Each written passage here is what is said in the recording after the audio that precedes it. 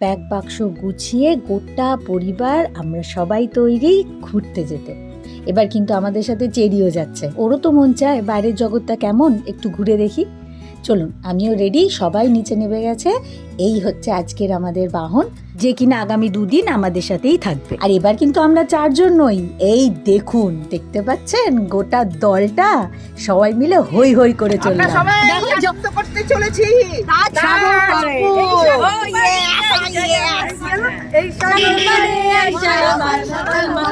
তবে এই কথাটা কিন্তু ভীষণ সত্যি, ভালোবাসার মানুষগুলো যদি সাথে থাকে তবে গন্তব্যস্থল যাই হোক না কেন যাত্রাটা কিন্তু ভীষণ আনন্দময় হয়।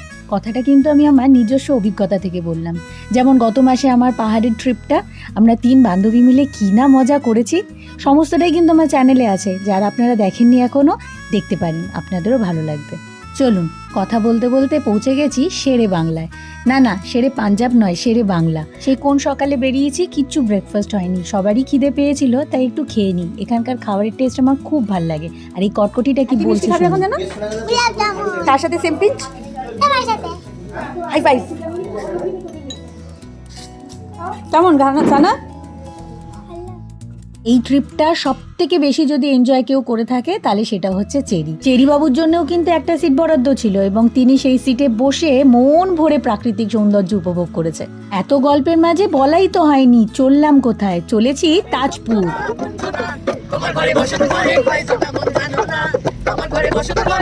পুরী থেকে চুরি আমরা সকলেই গানে বাজনায় হই হুল্লোড় করতে করতে চলেছি সবাই মিলে।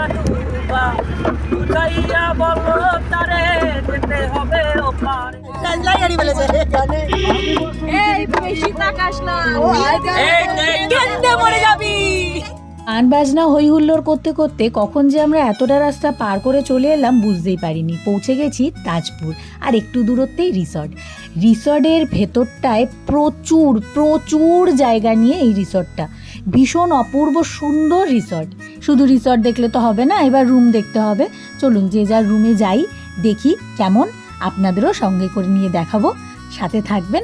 পরের পার্টটাতে আপনাদের রিসর্ট ঘুরিয়ে দেখাচ্ছি। কেমন? সবাই ভালো থাকবেন।